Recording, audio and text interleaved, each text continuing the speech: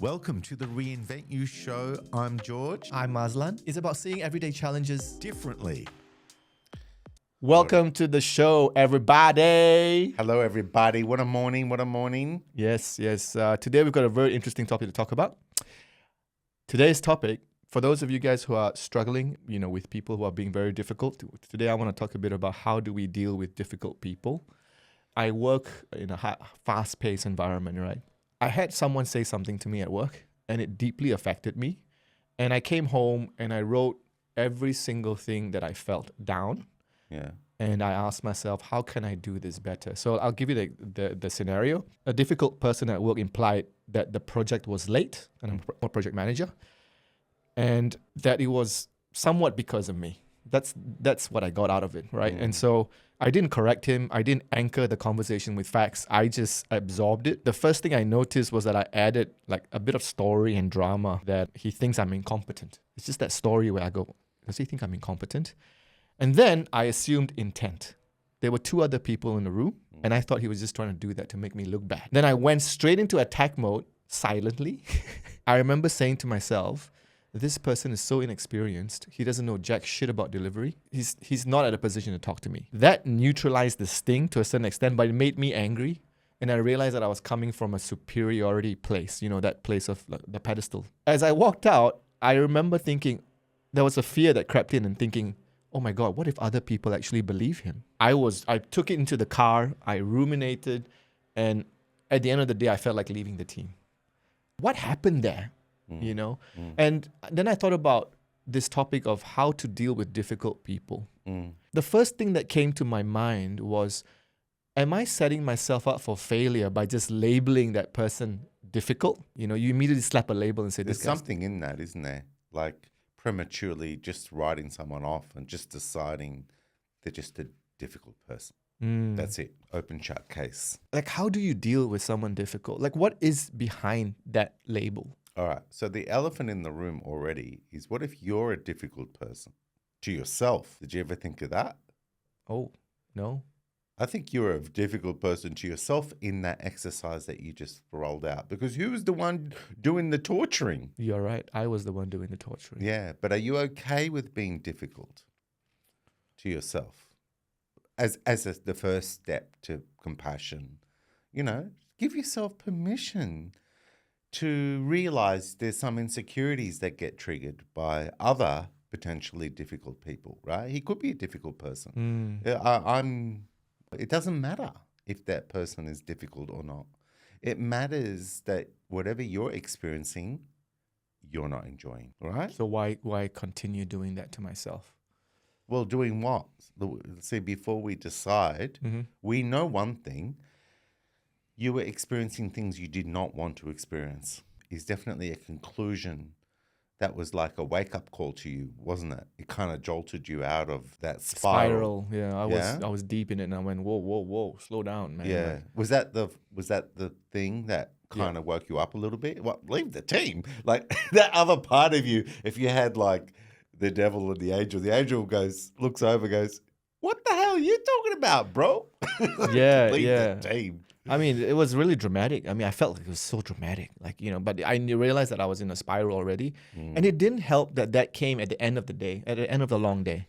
Yeah. So I realized that if you are going to go in a meeting with a difficult, expecting a difficult, interaction, always have the meetings in the morning, because that's when you're more fresh. But at the end of the day, you've dealt with so many things and you're so tired, and then someone just slaps that in there, immediately you jump straight into intent and into story mode, and you dramatize everything.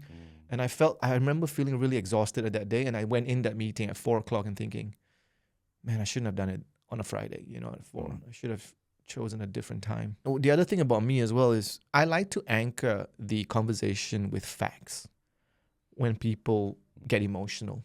Yeah. But for some reason, even though I knew all the facts, I didn't say anything. And I notice I'm usually like that. When someone's being difficult, I don't want to chime in. And instead, I start over-explaining and not over-explaining, over-apologizing or over-explaining. Yeah, gotcha. Like my sentences. So defensive. Yeah. I don't keep it short and sweet. And when I notice leaders who deal with difficult people, There was one leader, it was very, very interesting. Yeah. They said, the program is late. And she said, well, it was late because there was the change of requirements. And then the other person then said, well, it still reflects badly on the team.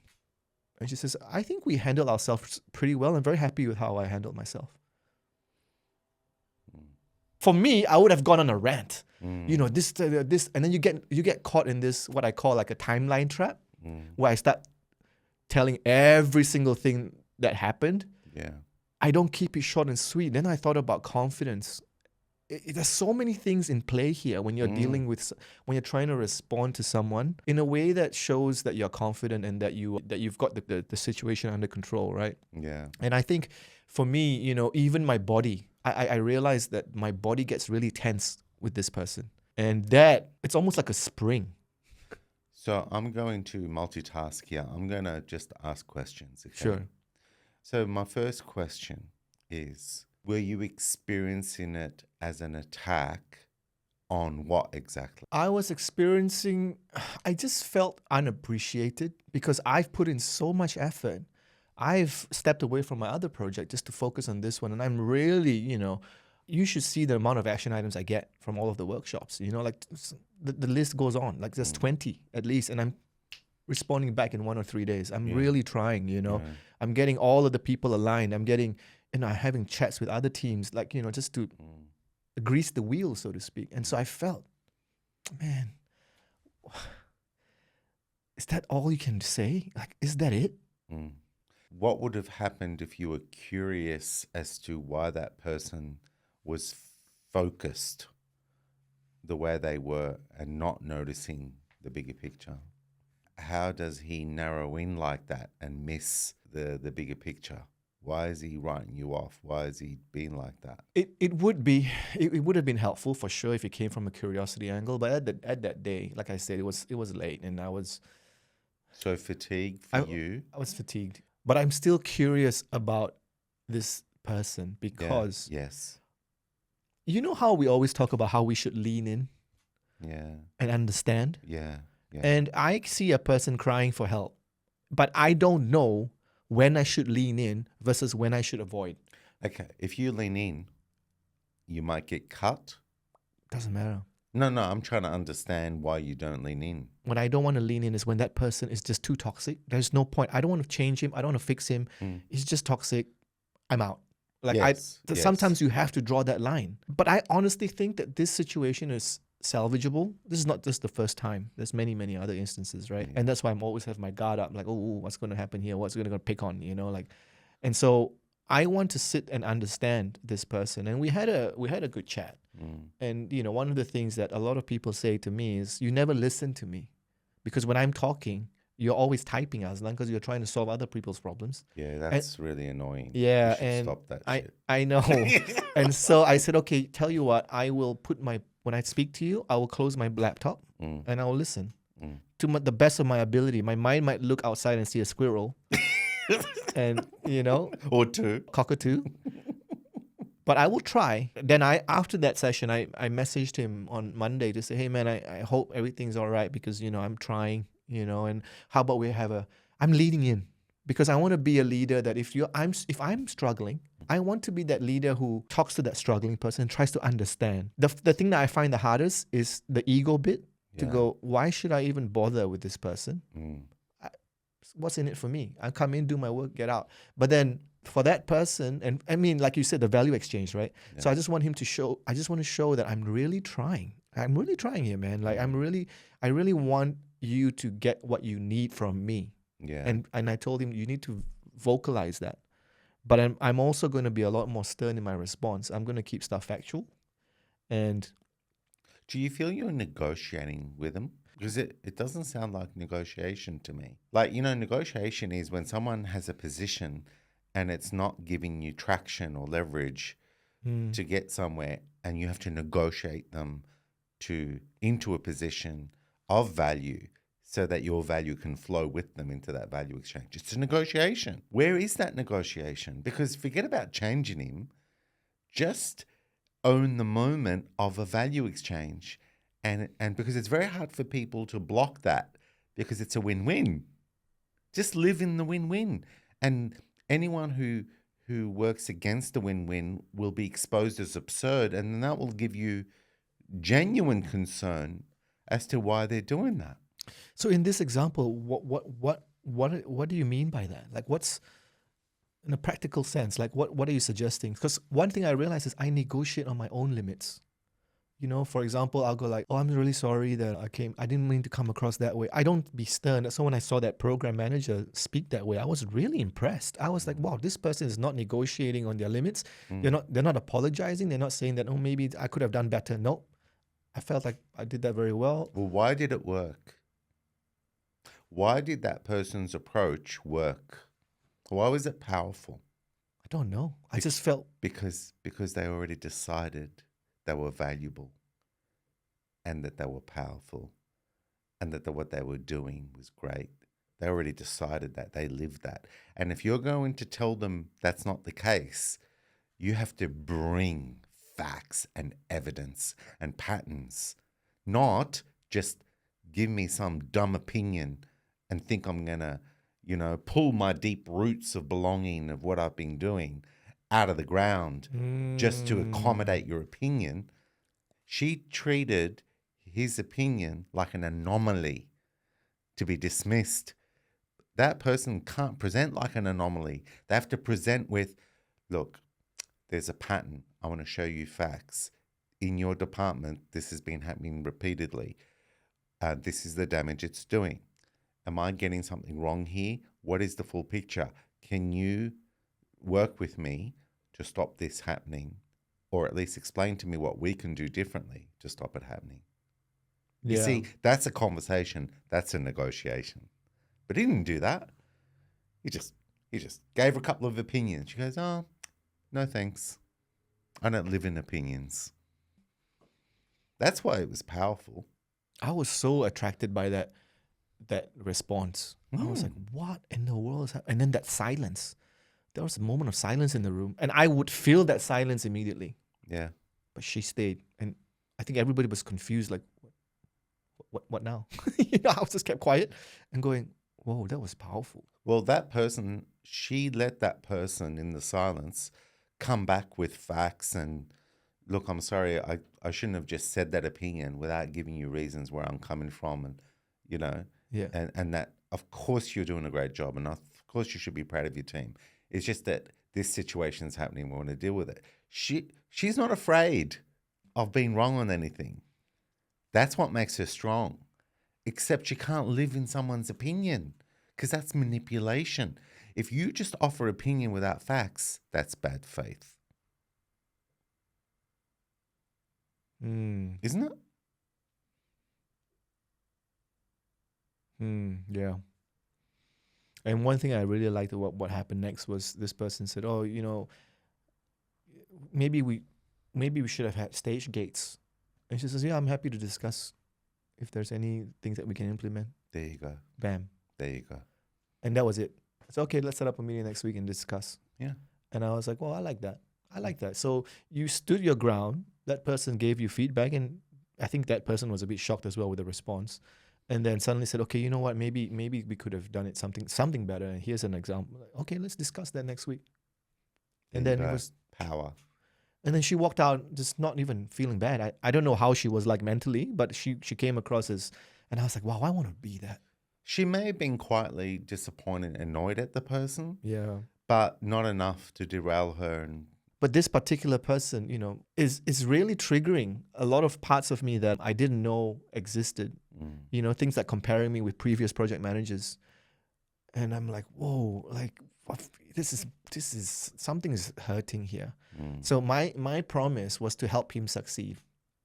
Internally, like he's crying for help sort of thing. And I really want him to be successful. I know, but if he's in a habit of invalidating you. So when do you lean in versus when you... If he's in a bad habit of invalidating you, thinking that's motivational, if I tell you that you don't measure up to past project managers, that might make you kick yourself and measure up, right? That's very common, isn't it? That kind of motivation where you tell someone, you're not good enough, get your shit together, that kind of thing. If he's in that habit of thinking that motivates and it does not motivate you, right? But then your reaction is you reward him with turning into a puppy dog. Oh, no, I'm not a puppy dog. Yeah, but you just said you're going to kill him with kindness and you're going to do amazing things and you're going to do all. So you're rewarding him for treating you that way by coming in with trying harder and being amazing and caring for him and trying to help him be amazing. Like, in other words, that's not a negotiation to me. That's you hoping he will change his value delivery to you, right? But think of it this way. It's not negotiation. Because he doesn't know what's important to you. He just knows that when he vents, he gets results from you. When he lets you know you need to be better, he gets results. And you cop it all and you kind and you stay nice. That's what he gets. So I'm in a win-lose relationship. Yep. And you accept it. Because you're hoping if you lose long enough and keep him winning long enough, he'll wake up and go, oh, Aslan, you've been losing for a year. And I've been winning thanks to you for a year. I want you to win now. It doesn't work that way. Why doesn't it work that way? I don't know. It doesn't work because you've trained his brain that you are already okay with the way things are. So his brain doesn't have to be attentive to you losing. He doesn't have to care because you're the fountain of giving. And only fountain of givers must be fine. They must be winning. How could they be a fountain of giving? Man. If they're not fine and they're winning? So in this scenario, what do I do then? What would a person do? What you're saying is, you know what I would really like in this relationship? I would like this person to acknowledge all the hard work that I put in. If you want a sustainable value exchange, if I had to negotiate, I'd say, mate, tell me more good stuff. Don't just pick on the things that I'm doing wrong. Look at what I'm doing great. Because I thrive in that environment where I know I'm helping you and you're getting value out of me. And we, Yeah, spot on. And knowing that I want us to succeed. Everybody who works with me succeeds. All right. Now, when you were explaining that, it didn't sound like a negotiation. It sounded like a complaint. Why don't you talk it now, say the same thing, but in a negotiation? I don't even know how to negotiate. What's the next step? What do I do? Okay. You know what happens to you whenever you realize that there's something missing and you want to get good at it? What? You turn the afterburners on and you get good at it. So I'm excited for you right now. You see, all this time we've been talking, we've been building the desire that negotiation, right, should be there in the way you operate. And I'm not talking about work as well. Everywhere. Life is unfair. Life is so unfair. Ooh, that's a very dangerous belief, though. What? That life is unfair. It's unfair. Yeah, I guess so. I mean, if you were to... Oh my gosh. Unless you negotiate. That's the point. Right. So I'm really curious now. What do I say? All right. Okay. Expect them to want to cooperate. Expect them to care. Expect them to want win-win. You must have that premise. Then it won't be pleading. You see, pleading is assuming the person has the power and that you just hope that they will not abuse their power and hurt you and that they'll come good and treat you differently. Okay. But if you expect them to want to manage their power, not abuse it, that's how you negotiate. You expect them to want you to win. I want you to talk to me as if I'm a very logical, reasonable person that does value you. I'm just not engaging you in a way that helps you feel and experience what's important to you in our dynamic. How do I say this? The confusion is strong in this one. Because I'm just going to say, stop being a dick. That's not a negotiation at all. You need to vent this stuff out. You need to vent this stuff out. Stop being a douchebag. Why are you you're fantasizing, punching him in the face. Yeah. And I don't know. How do I negotiate this? How do I negotiate this? Because you're right. I was going to just help him win, even though hoping one day he's gonna notice that all this effort that I put Yeah, in, yeah. and that there's a lot of stuff that I'm doing in the back end that's driving a lot of these decisions. Yeah. A lot of these alignments. So what do I say? Hey man, how about you nominate me for? I can't do that. That's crazy. What do I say? Help me out, man. I'm really struggling. Okay. Sometimes it's less about convincing someone to be different with the person with you. And sometimes it's more about framing the situation so that they got no choice. In other words, framing is powerful. Frame it differently. Because then the way you open something controls where it goes. So you have to decide how you enter the problem with the person. Do you understand that? Okay, for example, you know how you compare me to other project managers, but don't give me the specifics of what it was that you valued in what they were doing. I feel disappointed in myself that I didn't probe what those things were to understand where you were coming from. Instead, I was just a bit annoyed that you're just comparing me with that, and I was feeling disrespected when I work so hard. Do you think I work hard? Do you, Yeah. Jeff? Yes. Yeah, I You can see do? that. You see I work hard? Yeah. But obviously I want to work smarter. And obviously you're seeing stuff that you think would make me, work more efficiently, more smarter. And everyone's got blind spots, right? I think you and I need to engage differently, and you start to offer some of those things that you feel would really help me go to another level. Would you do that? Okay. Awesome. Thank you. Is there anything you want to share with me now around things that you feel could work better in the way I'm working on the project? Oh yeah. Don't hold back, Yeah. Jeff.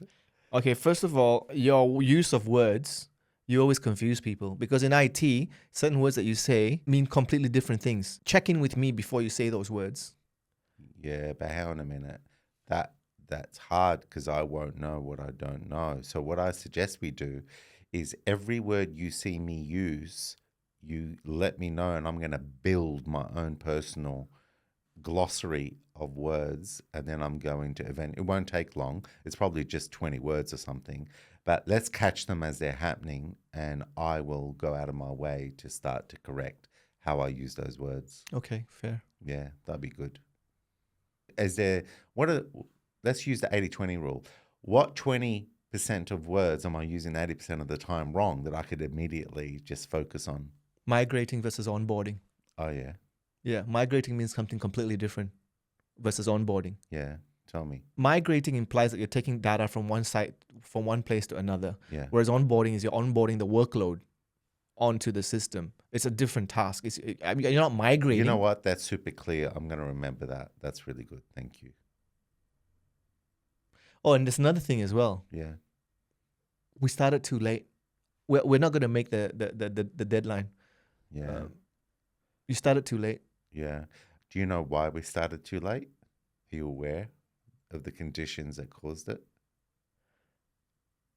Yeah, I know, but It's happened, right? It's fine. We're in a situation now where it's late, and therefore we need to decide what's best to do from this point. Is that what you're saying? Yeah. Yeah. All right. Well, then why don't we look at what resources we have, what the new timeline looks like it's going to be, and I will work to negotiate and see everything I can do to either get more resources to finish it on time, or we negotiate a realistic timeline so we're not disappointing people later.